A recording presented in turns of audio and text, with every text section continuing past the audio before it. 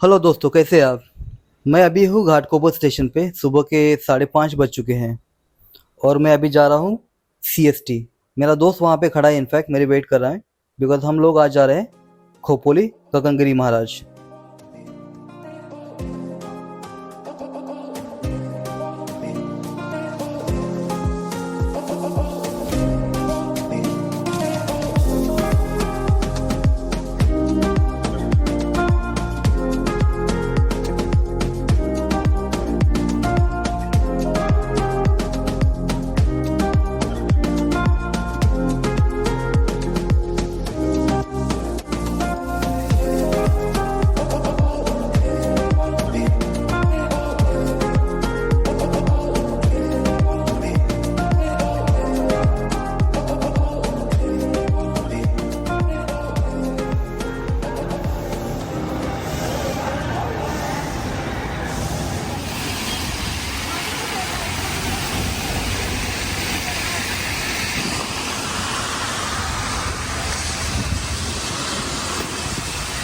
Training का बहुत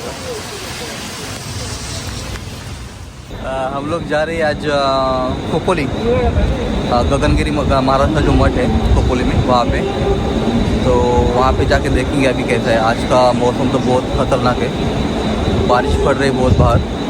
तो लेट्स सी कैसा हो रहा है। श्रीकांत भी आए मेरे बाद, मेरे साथ आज। तो I am sorry for my Hindi, मेरा हिंदी बहुत बहुत खतरनाक है। Anyways, let's go and check it, how the things are, how the situation there is.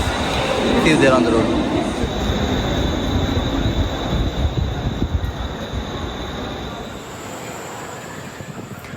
दोस्तों, अनटिल द टाइम मैं आपसे बात कर रहा था, हमारी लोकल आ गई और यही जो लोकल है डायरेक्टली जाएगी खोपोली तक। ये फास्ट लोकल है। इनफैक्ट CST से बहुत ही लिमिटेड नंबर ऑफ ट्रेन्स है खोपोली के लिए, इसमें से ये एक है। ये 7:30 की ट्रेन हम लोग पकड़ रहे हैं।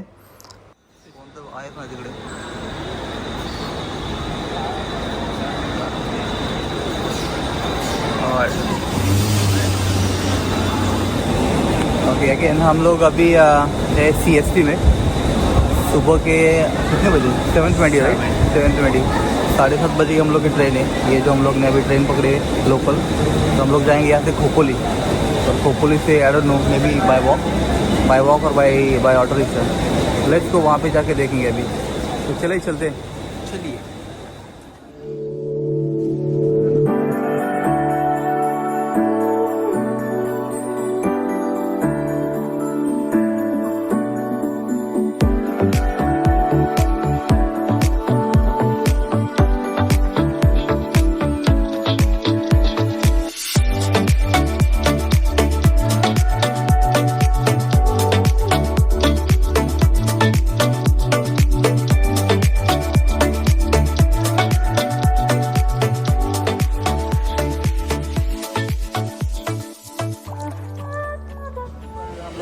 ट्रेन में एंड यहाँ से अभी हम लोग लगेंगे 2.5 घंटा पहुँचने के लिए। तो अराउंड 10 o'clock हम लोग पहुँचेंगे वहाँ पे।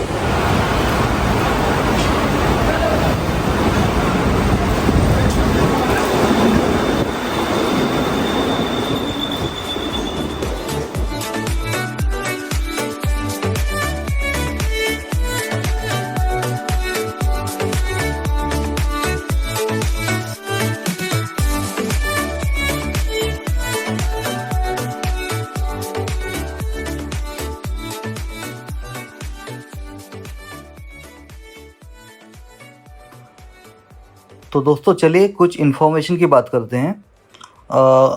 मुंबई CSMT से खोपोली तक बहुत ही limited number of local trains available हैं।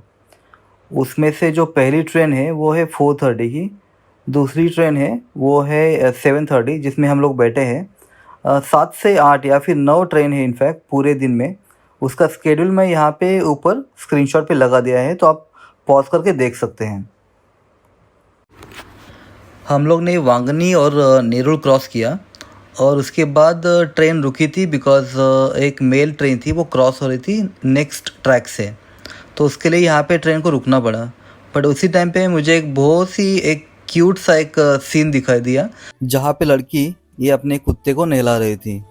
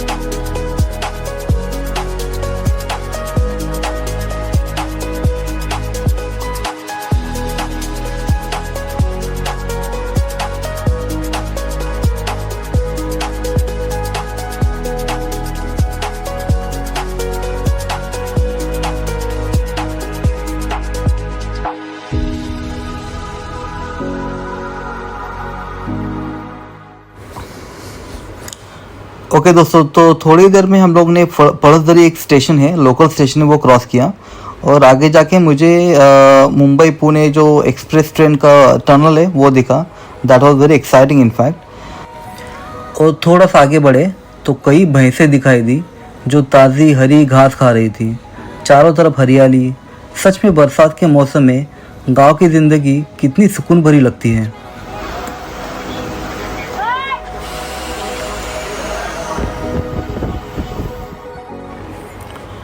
जैसे ही हम लोग ने पड़सदरी क्रॉस किया, हमारा खोपोली पहुंचने का जो काउंटडाउन है वो शुरू हो गया और जल्दी ही एक दो स्टेशन के बाद हम लोग खोपोली पहुंच गए।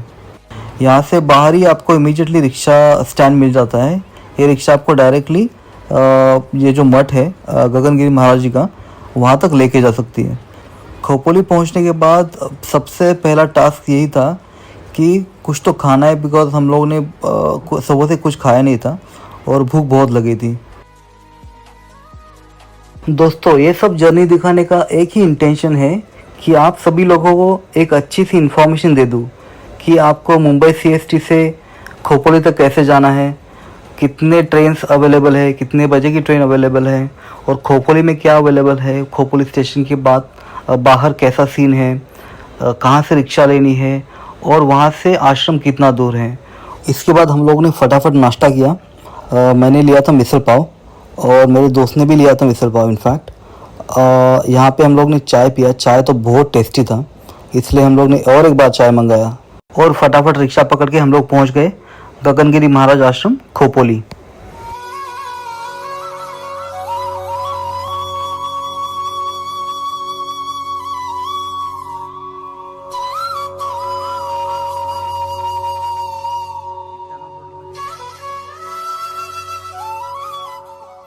तो दोस्तों, फाइनली 2.5 घंटे का सफ़र करके हम लोग पहुंच गए गगनगिरी महाराज आश्रम खोपोली में। और यकीन मानिए, यहाँ कदम रखते ही एक अद्भुत शांति का एहसास होता है। यहाँ का माहौल इतना शांत और पवित्र है कि ऐसा लगता है जैसे समय ही थम गया हो। एनीवेज दोस्तों, हाथ पैर धोने के बाद हम सीधे दर्शन के लिए अंदर चले गए। यहाँ की सबसे अच्छी बात यह रही कि दर्शन के लिए कोई लाइन नहीं थी। शायद इसकी 2 वजह रहेंगी। पहली, हम काफी जल्दी आ चुके थे और दूसरी, आज अनंत चतुर्थी होने की वजह से ज्यादातर लोग गणपति के पंडालों में हैं, इसलिए हमें बिना किसी भीड़ के शांति से दर्शन करने का मौका मिला। और सच कहूँ, ये अनुभव वाकई बहुत खास था।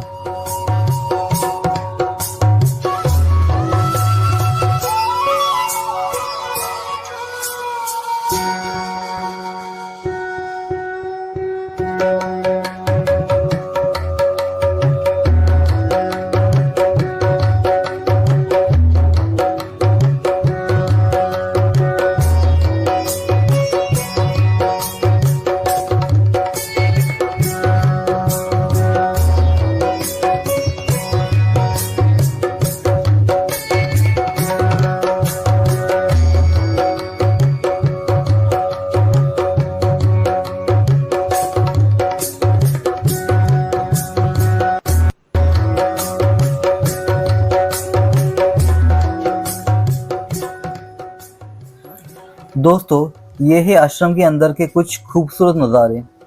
अंदर घूमने के बाद हम जैसे ही बाहर निकले, हमारी नज़र पड़ी एक बेहद ही सुंदर ऐसे भक्त निवास पर। सच बताओ दोस्तों, किसी आश्रम में भक्तों के रहने के लिए इतना मनमोहक और सुकून भरा स्थान मैंने पहली बार देखा था लाइफ में। इसकी सुंदरता वाकई ही दिल को छू लेने वाली है। ऐसा लगता है कि जैसे प्रकृति और भक्त यहाँ एक ही सांस ले रहे हो।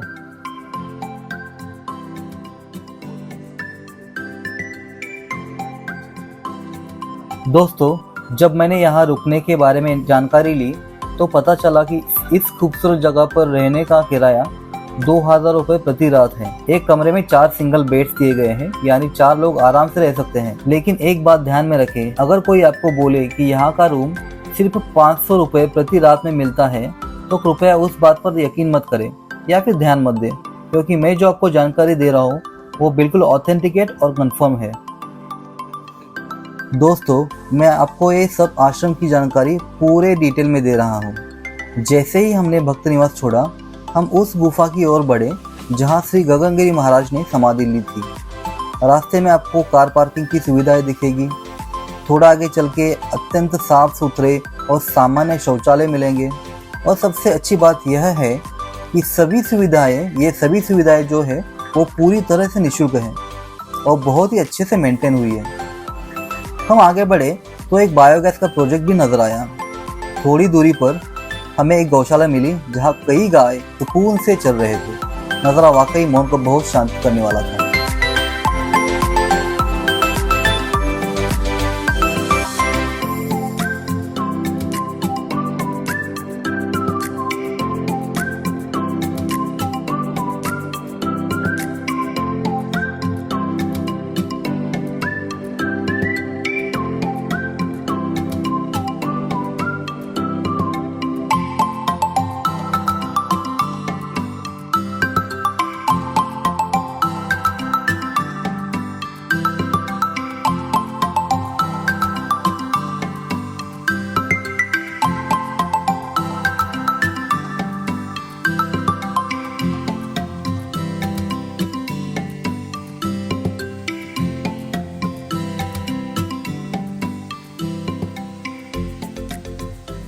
दोस्तों, अब शुरू होता है इस जगह का सबसे बड़ा रहस्य, वो गुफा जहां श्री गगनगिरी महाराज ने समाधि ली थी।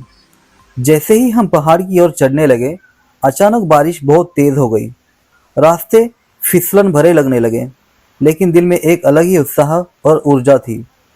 बारिश की बूंदें, हरी पहाड़ियाँ और वो शांति भरा माहौल, सब कुछ मिलकर इस चढ़ाई को और भी रोमांचक बना रहा था। सच कहूँ तो ये पल वाकई बहुत फिल्मी लग रहा था।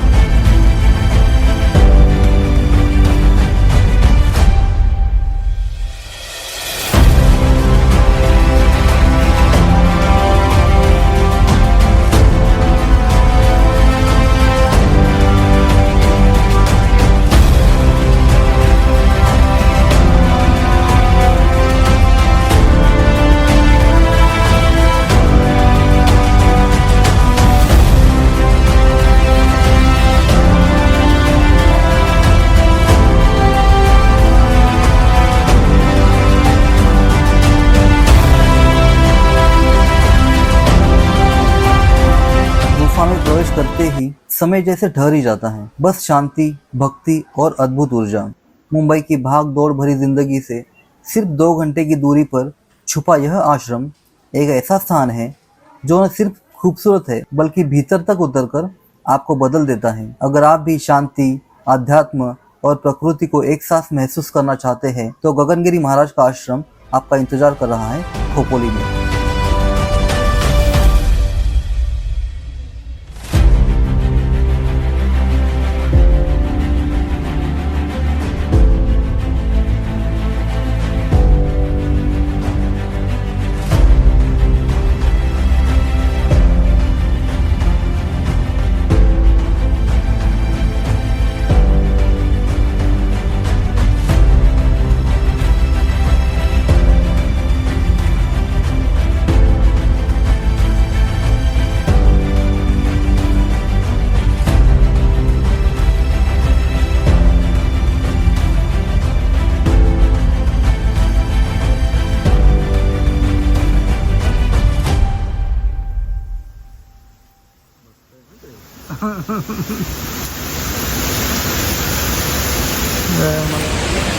तो अभी हमारा ये जो गगनगिरी महाराज है खोपोली का, उनका दर्शन हो गया।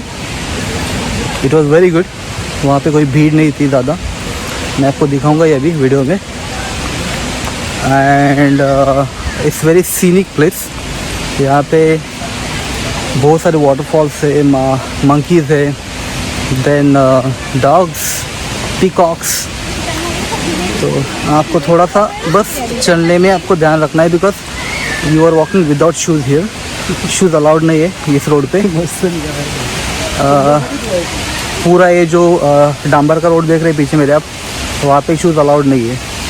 तो आप जब से टेंपल में एंटर करते हैं तब से अंटिल गुफा तक शूज़ अलाउड नहीं है।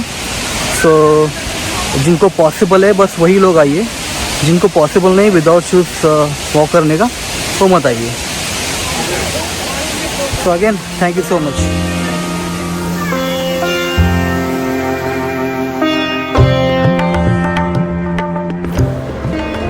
दोस्तों जैसे ही हम लोग ने दर्शन लिया गगनगिरी महाराज का और हम लोग नीचे आने लगे, तो यहाँ पे बहुत सारे ब्यूटीफुल सीन्स है।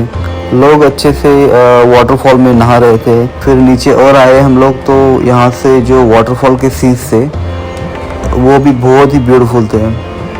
आगे चला गया तो मैंने सोचा कि आपको एक 360 डिग्री एक पैनोरामिक व्यू दे दूँ कि आप देख सकें यहाँ से पूरा गगनगिरी महाराज आश्रम कैसा दिखता है। तो यहाँ पे आप देख सकते हैं इनका भक्त निवास और जो टेंपल है वो। बट सबसे इम्पोर्टेंट थिंग जो है वो मैं अभी दिखाऊंगा आपको। दोस्तों जब हम सुबह मंदिर आए थे तब आपने देखा होगा कि पातालगंगा नदी का बहाव बहुत कम था। पानी लगभग स्थिर और शांत लग रहा था। लेकिन अब जब हम लोग नीचे आए हैं सिर्फ 2 घंटे के बाद, तो नदी का रूप बहुत ही अलग हो चुका है, बहुत बदल चुका है। आप देख सकते हैं अभी। अगर आपको याद नहीं तो मैंने ऊपर स्क्रीन पे बिफोर और आफ्टर वाले दोनों दृश्य लगा दिए हैं।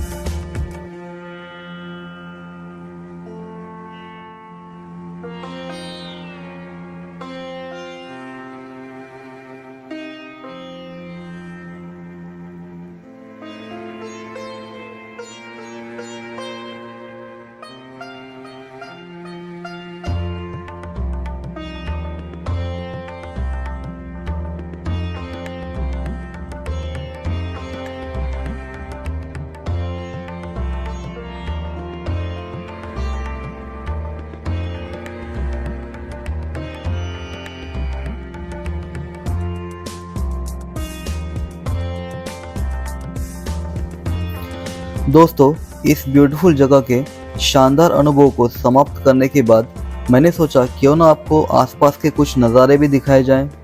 यहाँ बाहर आपको हर तरह के फूड स्टॉल्स मिल जाएंगे, जहाँ आप गर्मा गर्म चाय के साथ झरनों और हरे भरे नज़ारों का आनंद ले सकते हैं। और इसी के साथ मैं अपना आज का ये व्लॉग समाप्त करता हूँ।